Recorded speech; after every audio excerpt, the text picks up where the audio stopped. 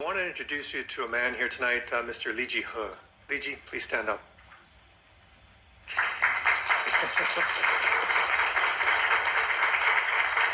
Li Ji's a very good friend of mine. He was a senior engineer at China's Ministry of Construction, one of the top 6 in his field in all of China, and he had received multi-awards for his work. In 1995, Li Ji started to practice Falun Gong. His study of Falun Gong brought him to realize that his life's purpose was to guard his morality with the Falun Gong principles of truthfulness, compassion, and tolerance, so that he could reach enlightenment and ascend back to where his soul came from. His life changed. He became happier, healthier, and less stressed. When conflicts in life started, he started to look inside himself to see where he could do better. He stopped pointing the finger at others and took full responsibility to change his environment for the better. I've known Li Ji for about 14 years, and I can honestly say he's always smiling. We've worked on some stressful projects together, and I've never heard him complain about anyone once, or I've never seen him raise his voice once. Me being from southern Italy, I'm still working on that. So I hold Li Ji as one of my dear role models. At that time, Falun Gong was practiced by tens of millions of people across China. It was supported, awarded, and even endorsed. High-ranked government officials even stated in news reports how Falun Gong helped save the country billions of dollars in healthcare costs. Falun Gong is rooted in ancient Chinese culture, where for thousands of years, China was known as the land of the divine. People believed in heavens and gods. They believe that the true purpose of a human being is to ascend back to where we all come from, by first becoming a good person. Since the beginning of humankind, people have been drawn to find the answers to human life. This is the significance of religious freedom. This is every human being's first right, to find the meaning of life, the truth of the universe. This quest is the fundamental freedom of all. And when people cannot find or search for the freedom, for the meaning of life in their own way, then this is the gravest crime of all.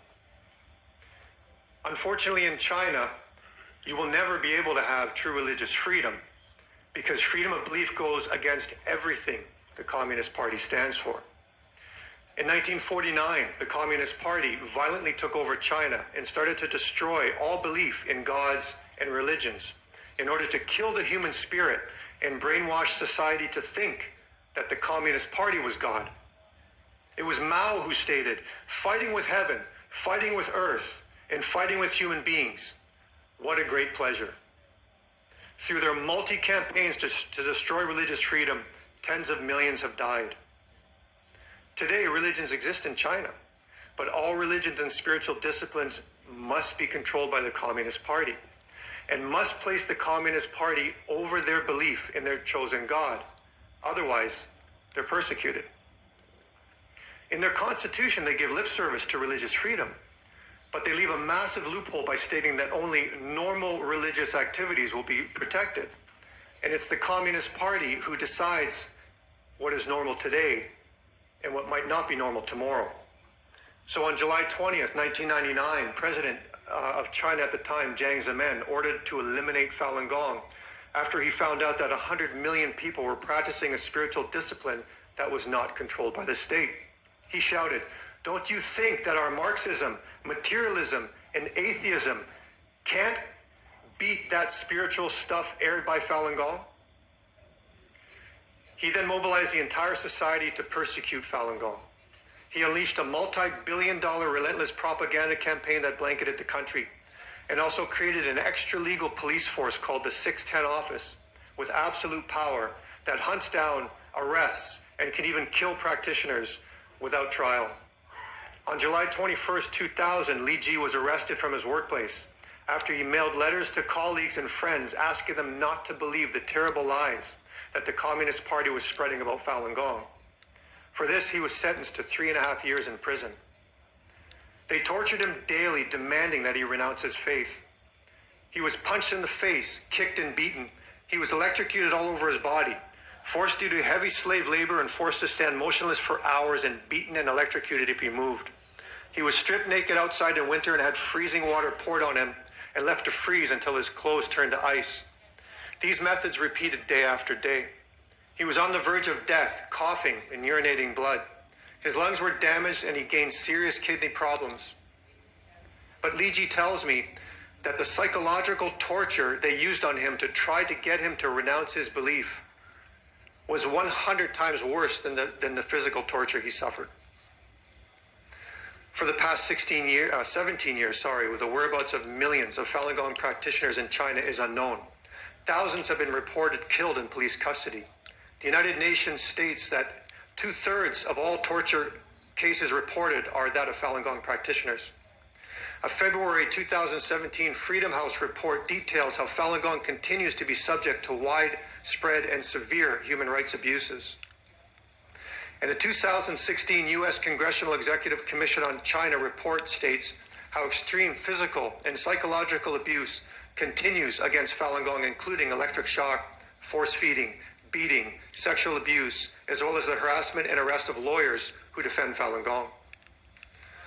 Even more evil is the evidence uncovered by independent reports that detail how the source of up to 1 million organ transplants over the span of 15 years, Tristan, next slide please, may have been harvested from murdered Falun Gong practitioners to fuel the Communist Party's multi-billion-dollar transplant trade. The Communist Party is responsible for terrible, unspeakable crimes against humanity, and it's their #1 mission to now hide these crimes. To do this here in Canada, among other campaigns, the Communist Party is sending fake, irrational emails disguised as Falun Gong to our elected officials to manipulate them to think that Falun Gong practitioners are bizarre and unstable and that the Communist Party may be justified in its persecution. They are targeting the moral consciousness of our MPs who may turn their backs on victims of terrible crimes due to these emails. It's a diabolical plan that's attacking our government officials here on Canadian soil to further silence the voice of the victims. In 2004, from the support of Amnesty International and the support of all parties in Canada, Li Ji was rescued to Canada to reunite with his wife. There are currently 11 practitioners with Canadian ties suffering in China, in prison. And on February 19th, 2017, Ms. Qian's son, a 50-year-old Canadian citizen, was abducted for practicing Falun Gong and is currently being held in a Beijing detention center. We are happy to have Li Ji here with us today, and we thank and we're very grateful for Mr. Anderson and Mr. Jenius for giving us the opportunity to raise awareness of the atrocities happening to Falun Gong in China and their lack of freedom of belief. We hope that forums like this can continue so we can bring more awareness to the situation and hopefully save more lives.